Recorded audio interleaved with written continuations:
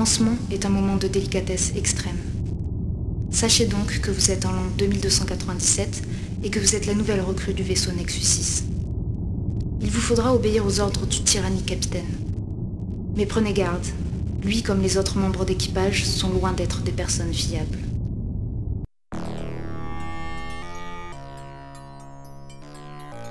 Bordel, mais tu fous quoi ici? Je t'ai demandé d'accompagner Cyril pour aller chercher cette nouvelle drogue. Alors tu te mines pas dehors avec Cyril et ramener la drogue. Qu'est-ce que t'as pas compris pour que je te fasse un hologramme des... Oh! Tu m'écoutes? Ah bah tu vois, tu étais déjà ailleurs.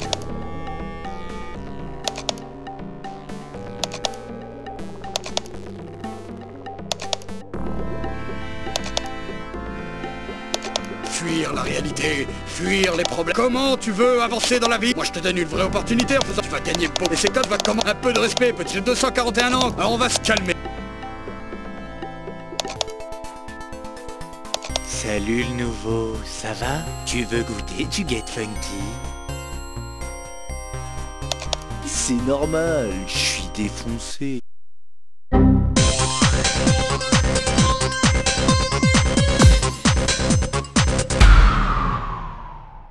Soleil sur vous, citoyennes et citoyens. Aujourd'hui, on va vous parler de dunes. Une dune est un relief composé de sable, et le mot vient du néerlandais duin, qui signifie littéralement colline.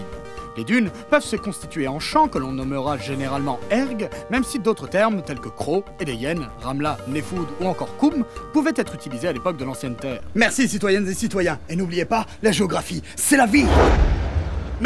Mais qui a touché au générateur de trous de verre? Bon, ok, vous pouvez vous accrocher parce qu'on va s'attaquer à un très gros morceau. Un jeu qui a marqué toute une génération, ainsi que votre humble serviteur. Nous allons parler du cultissime Dune, ce jeu. Dune, le jeu est sorti en 1992. Il fut édité par Virgin Interactive et développé par Cryo Interactive, une société assez connue dans les années 90 puisqu'elle avait créé de nombreux jeux dont nous avions tous entendu parler à l'époque, souvent sans y avoir jamais joué. La série des Atlantis, des Égyptes ou encore des Versailles. Mais aussi un jeu que vous connaissez certainement plus, le bien nommé Virus sur PlayStation. Un flux d'énergie sans pareil dans l'univers. Le jeu se veut fidèle à la saga littéraire de Frank Herbert, tout en empruntant certains aspects au film de David Lynch sorti en 1984. Notamment au niveau des visages des personnages de Paul, Jessica ou encore Shani, qui en sont les reproductions. Ce qui n'est pas du tout le cas pour les autres, hein. Surtout le mentat Tufi Rawad, qui ressemble à un putain de junkie défoncé au crack de 90 ans. Ce que sont les mantas en fait quand j'y pense, vu qu'ils passent leur temps à se défoncer au jus de sa faux. Oh, mes yeux sont bloqués. Vous constaterez également la présence d'animations faciales de fou furieux, bien qu'un peu malaisante puisque la tête reste fixe alors que tout le reste n'a de cesse de bouger. Franchement, personne ne bouge autant les sourcils lorsqu'il parle. La ressemblance avec le film de David Lynch se retrouve également dans la direction artistique générale du jeu. Bon, déjà, les vers des sables sont exactement les mêmes. Mais c'est surtout dans ces décors très anguleux, proches du cubisme ou du constructivisme russe, que nous retrouverons cette patte lynchienne. L'accoutrement des personnages n'est pas en reste, puisqu'elle est très French touch, dirons-nous. Pour résumer, en quoi consiste le jeu?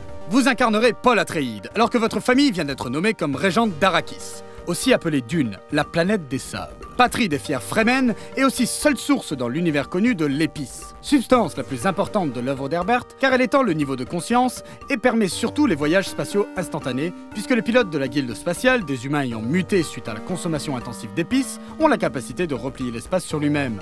Il vous faudra prendre toutes les bases de la planète aux Harkonnen, vos ennemis jurés, pour finir le jeu. Le jeu s'articule sur 4 axes. L'exploration, le ralliement de troupes Fremen, la recherche de ressources et la gestion de ces deux derniers aspects. A noter que l'aventure se déroule en temps réel, comprendre par là qu'il y a une alternance du cycle jour-nuit, ce qui à l'époque n'était pas commun. De fait, Dune est un jeu d'aventure en point and click doublé d'un jeu de stratégie en temps réel. Il est même un des précurseurs du genre. Et à l'époque, il assurait une expérience de jeu unique, puisqu'extrêmement variée par rapport au reste de la production vidéoludique. Mais le jeu a aussi marqué sur bien d'autres aspects. Tout d'abord sur l'aspect technique, qui était somme toute assez remarquable, avec notamment des phases de déplacement en ornithoptère qui renforçaient grandement l'immersion en donnant la parfaite illusion que la map entière de la planète avait été modélisée. Même si en fait, tout le monde faisait ça. D'ailleurs, il existe différentes représentations de ces phases de transport. Personnellement, j'avais connu celle-ci, dans une espèce de mode 7 de Super NES, alors qu'il existe une version 3D plus tape à l'œil, qui est issue de l'édition CD. Édition qui comportait également une intro avec des extraits du film et des voix lors des dialogues. Et la musique, exceptionnelle à plus d'un titre, n'est pas en reste. Car elle a marqué tous les joueurs qui s'y sont essayés. Elle donnait aux Sitch, les habitats des Fremen, leur caractère mystérieux et participait grandement à l'ambiance envoûtante et étrange du titre.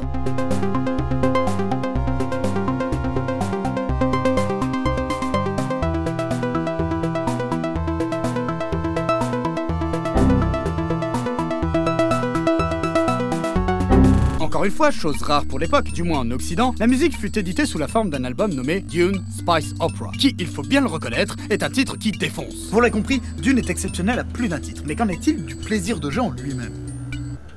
Car si c'est bien de croiser les différents styles de gameplay, comme nous l'avions vu avec The Nomad Soul, encore faut-il que chacune des phases soit de qualité. Et là, il faut bien différencier l'expérience de jeu qu'apportait Dune à l'époque avec celle qu'il apporterait à un joueur qui le découvrirait plus tard, dans le premier quart du 21e siècle par exemple. Car je l'ai dit, à l'époque cet enchaînement entre phases de dialogue, phases d'exploration, gestion de troupes avec assignation de spécialisation, placement stratégique dans l'espace, gestion de ressources avec en plus une scénarisation, était une petite révolution. Et il est clair que ce jeu était l'un des meilleurs de son époque. À la limite, la seule critique qui aurait pu être faite, et peut-être que cela fut le cas, c'est qu'en termes de mise en scène et de rythme, les éléments scénaristiques du jeu ne sont pas très développés. L'histoire suit grosso modo les événements du livre et du film, mais d'une façon extrêmement simplifiée, aussi bien dans l'enchaînement des événements que dans les dialogues. Et hop, je rencontre Shani, et voilà qu'en à peine 3 minutes de temps de jeu effectif et pas plus de 3 dialogues avec elle, nous voilà unis pour la vie. Ce défaut dans la narration dessert malheureusement notre implication émotionnelle pour les personnages, qui est sincèrement proche de zéro.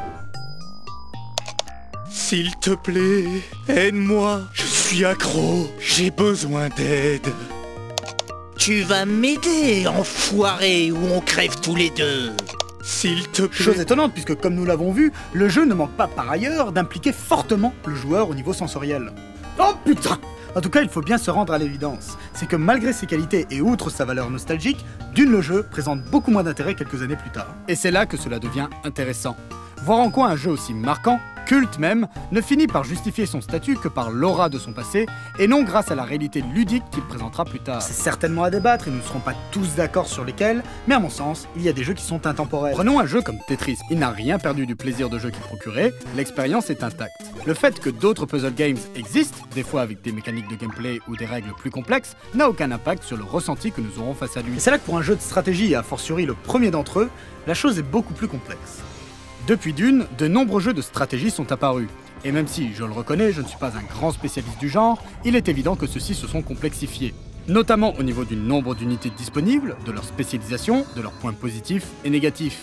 Ce qui a amené à diversifier grandement l'éventail stratégique offert aux joueurs. Alors que dans Dune, les choses sont beaucoup plus simples. Même s'il varie les éléments de gameplay et que c'est presque 2 jeux en un que l'on nous propose, la composante primordiale afin de terminer la quête reste la partie jeu de stratégie du titre. Et si l'on analyse cette partie, voilà ce qu'il en ressort. Il n'y a que 3 types d'unités que vous pourrez assigner à vos Fremen: soldats, extracteurs d'épices ou spécialistes en botanique. Ici on peut les faire monter en compétences en leur assignant des instructeurs tels que Gurn et Alec pour les soldats, ou améliorer leurs équipements avec des armes de plus en plus puissantes ou des moissonneuses d'épices. Les possibilités s'arrêtent là. A noter tout de même que la spécialisation en botanique était bien trouvée puisqu'elle permettait de prendre les bases Harkonnen sans combattre. Vos unités botaniques en cultivant des plantes près d'une base ennemie rendaient la zone économiquement inintéressante pour eux, puisque les plantes détruisent l'épice. Du coup les Harkonnen quittaient leur base et vous pouviez la prendre pacifiquement. Sauf que malheureusement cette unité était parfaitement inutile, puisqu'en plus de détruire les ressources dont vous-même aviez besoin, les mettre en place était complexe et long. Il fallait équiper les unités en bulbes, puis les assigner à des sitches dans lesquels ils devaient construire des pièges avant.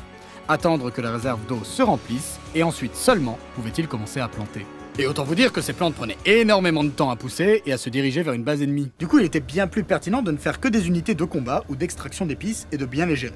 Et lorsqu'une de vos zones s'appauvrissait en épices, il suffisait de leur demander d'émigrer. Malgré son caractère innovant pour l'époque, et sa grande variété, mais qui reste malheureusement de façade, le jeu se révèle répétitif et relativement simple. Car si vous gérez bien les composantes militaires et d'extraction de ressources dès le début, vous n'aurez jamais aucun problème pour envoyer régulièrement l'épice que vous demande l'empereur Padishah Shaddam IV. Et le jeu se terminera en 6 heures. A noter tout de même un certain soin apporté aux unités Fremen, puisque celles-ci ont des appétences particulières pour telle ou telle tâche. Ils ont même leur petit caractère. Vous pourrez, par exemple, vous retrouver avec une grève sur les bras. Comme quoi, même en 20 000 ans, les choses ne changent pas. Uniquement parce que vous les avez envoyés dans une partie de la planète trop éloignée de leur région d'origine. Comme quoi, certains Fremen sont assez casaniers. Mais ce n'est pas tout. Car des fois, ils refuseront tout simplement de travailler avec des tribus originaires d'une autre région que la leur. Eh ben oui, les Fremen aussi sont racistes. Comme quoi, même en 20 000 ans, les choses ne changent pas. Et en fait, c'est bien là que réside encore la force du jeu. Malgré le fait qu'il ait perdu en intérêt en termes de gameplay et que l'histoire soit survolée, ces quelques petits détails démontrent que les créatifs derrière ce jeu avaient la volonté réelle de surprendre leur public et de ne jamais tomber dans la facilité. Cette démarche d'une honnêteté artistique louable, plus l'ambiance du jeu qui, elle, reste intacte, sauront encore intéresser les joueurs de toutes les époques. Quand on voit qu'au XXIe siècle, beaucoup d'entre vous passent des heures sur des jeux mobiles freemium sans grand intérêt, y a pas de raison à ce que vous rechigniez à vous faire un petit Dune des familles un samedi pluvieux. Mais je dois vous avouer qu'il y a une chose qui m'a particulièrement marqué avec ce jeu, quelque chose qui lie de manière assez incroyable l'univers et la mythologie de Dune avec l'expérience que le jeu vous apporte. C'est un petit peu difficile à résumer si vous n'avez jamais lu Dune, mais dans les livres, Paul Atreides ainsi que son fils Leto, pour diverses raisons mais aussi du fait des effets de l'épice sur leur organisme, finiront par devenir des êtres supérieurs dotés de préscience. Or, au fur et à mesure du jeu, puisque vous évoluerez sur Arrakis dans un environnement perpétuellement chargé d'épices, et parce que vous passerez par différentes étapes que je ne vais pas vous spoiler, vos capacités psychiques augmenteront, ce qui vous permettra de contacter vos troupes par télépathie en utilisant la carte de la planète. Cela signifie que via l'interface de cette carte, vous pourrez effectuer les mêmes actions et donner les mêmes ordres que si vous étiez physiquement déplacé pour parler au chef de clan. Écoutez-moi, citoyens, ramenez-moi la drogue! Du coup, là où au début du jeu, c'était les phases d'exploration et de voyage en ornie ou à dos de verre des sables qui primaient, et bien au fur et à mesure, vous finirez par ne plus utiliser que la carte et à communiquer à distance pour conquérir la planète. L'expression absolue de ce qu'il se passe dans la saga littéraire. Le jeu vous propose donc cette expérience méta qui vous permettra de passer du statut de simple humain à celui de Dieu. Et c'est bien là le plus bel hommage que pouvait rendre le jeu à son matériau d'origine légendaire. Ah bordel, mais arrêtez avec ça! Il est temps pour moi de vous quitter, citoyennes et citoyens. N'hésitez pas à vous plonger dans Dune le jeu si vous en avez l'occasion. C'est une expérience unique. Je vous dis à bientôt sur le Nexus 6 et en attendant, n'oubliez pas, le jeu vidéo, c'est beau! Mais bon... Ça y est, capitaine, voilà la cargaison. Eh ben c'est pas trop tôt, hein? Allez, donnez-en au copilote qu'il contrôle la qualité.